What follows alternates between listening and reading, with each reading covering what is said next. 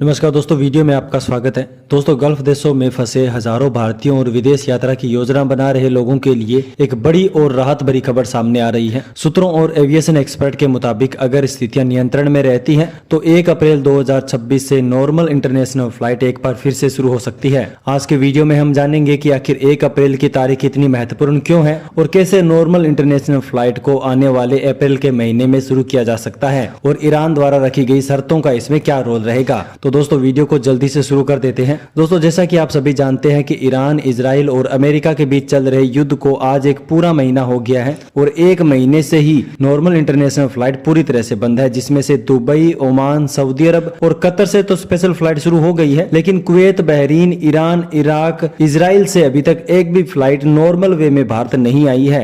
ऐसे में वहां फंसे लाखों भारतीयों को वापस लाने के लिए सरकार लगातार कोशिश कर रही है, जिसके बारे में जब हमारे देश के एविएशन मिनिस्टर से पार्लियामेंट में कांग्रेस के द्वारा यह सवाल पूछा गया कि विदेश में फंसे भारतीयों को वापस लाने के लिए सरकार क्या कदम उठा रही है, तो उन्होंने बताया कि हम कोशिश कर रहे हैं कि बाकी देशों से भी फ्लाइट शुरू की जाए, लेकिन पहले हमें यह देखना होगा कि सभी देशों का एयर स्पेस सुरक्षित है या नहीं। जैसे ही पूरी तरह से एयर स्पेस ओपन होगा वैसे ही फ्लाइट को तुरंत ओपन कर दिया जाएगा। वहीं अभी तक 3,75,000 से भी ज्यादा लोगों को भारत वापस लाया जा चुका है। दोस्तों, नॉर्मल इंटरनेशनल फ्लाइट शुरू होने की सबसे बड़ी चाबी जो है वो ईरान की 7 शर्तों में छुपी हुई है, जो कि अमेरिका और इजराइल के सामने रखी गई है। विशेषज्ञों का यह भी मानना है कि अगर इन शर्तों पर अमेरिका और इजराइल को सकारात्मक रुख अपनाते हैं तो युद्ध तुरंत रुक जाएगा, और युद्ध रुकने का मतलब है खुला एयर स्पेस, सुरक्षित रूट और 1 अप्रैल से नॉर्मल इंटरनेशनल फ्लाइट का शुरू होना। फिलहाल जब तक नॉर्मल इंटरनेशनल फ्लाइट शुरू नहीं हो जाती है तब तक एयर इंडिया और इंडिगो सहित बाकी देश और विदेश की एयरलाइन स्पेशल फ्लाइट भारत के लिए ऑपरेट करती रहेगी।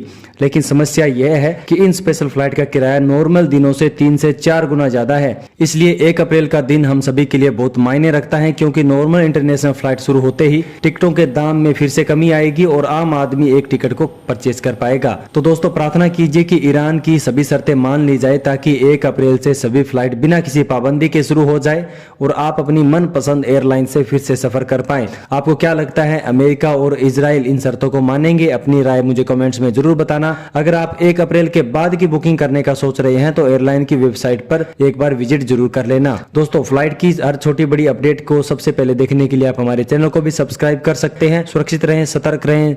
धन्यवाद।